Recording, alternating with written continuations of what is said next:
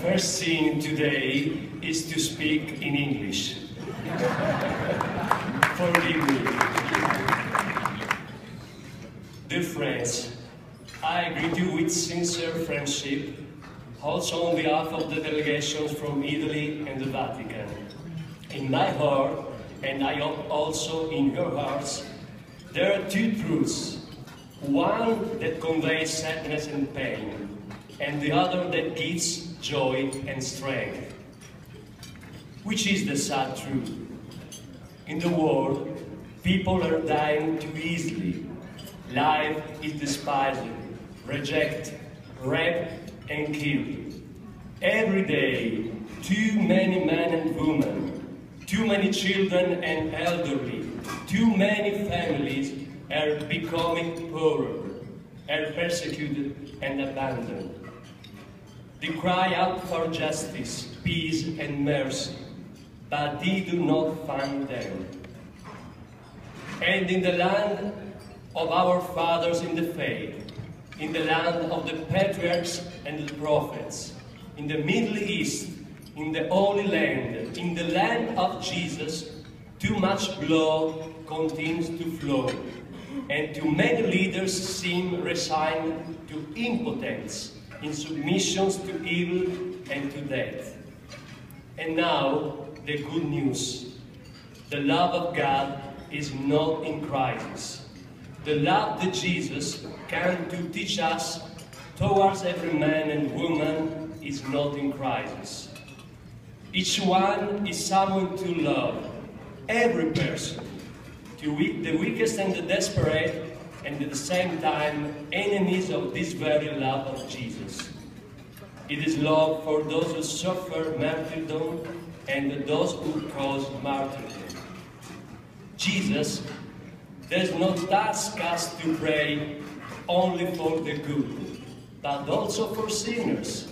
And we, above all we, who have the name of God on earth, we must pray more, so that our heart does not harden, that it does not fall asleep, that it will not reduce the power of this love.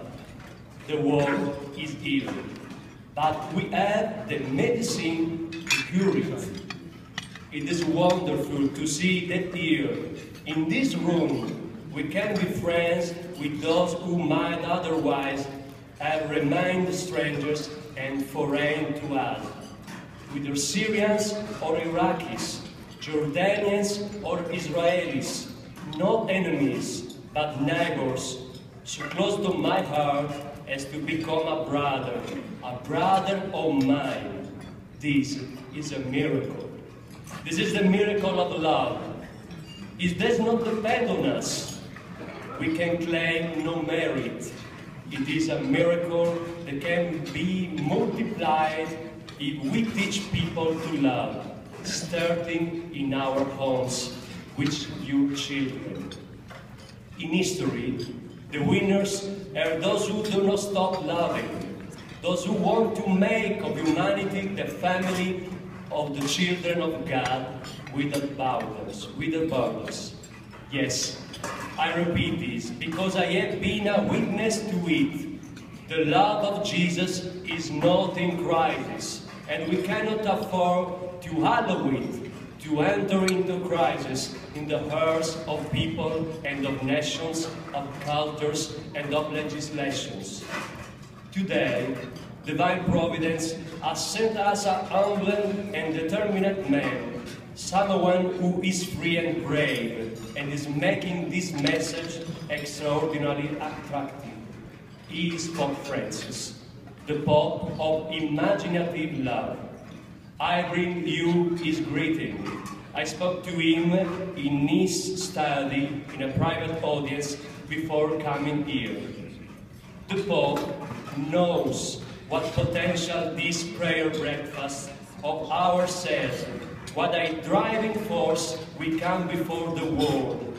If we unite our destinies, if we become even closer friends in prayer and in commitment. Tomorrow morning, we will hear a special message written and sent by Pope Francis to all of us who are participating in this National Prayer Breakfast. Pope Francis suffers terribly for the situation in the Middle East. Last May, he was in Jordan, Israel, Palestine. I was part of the delegation. He would like to go to Iraq and Syria, but they will not allow him.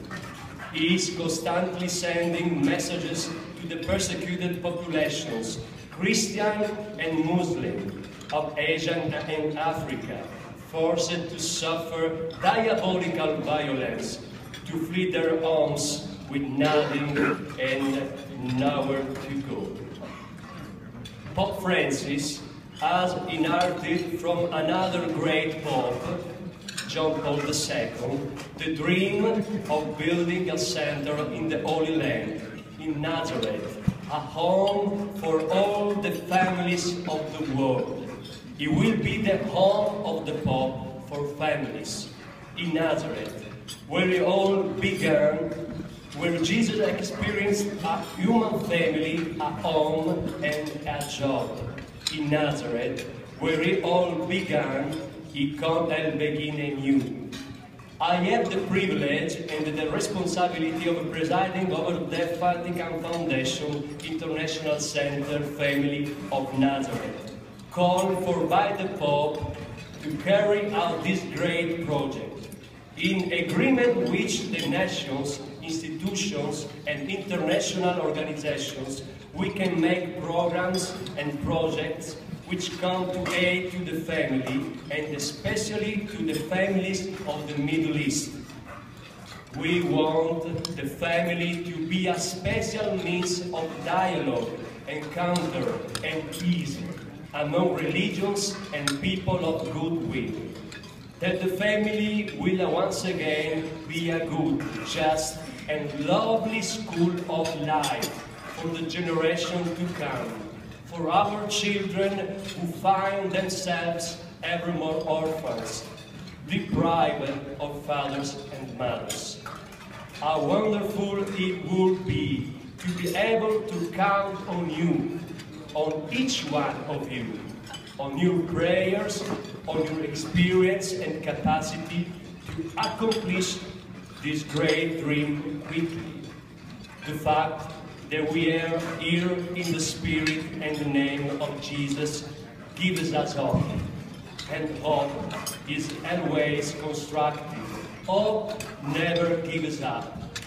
What may seem impossible to our eyes can come true through the power of God's love, as we each experience the love and unity we have in Jesus. Thank you so much.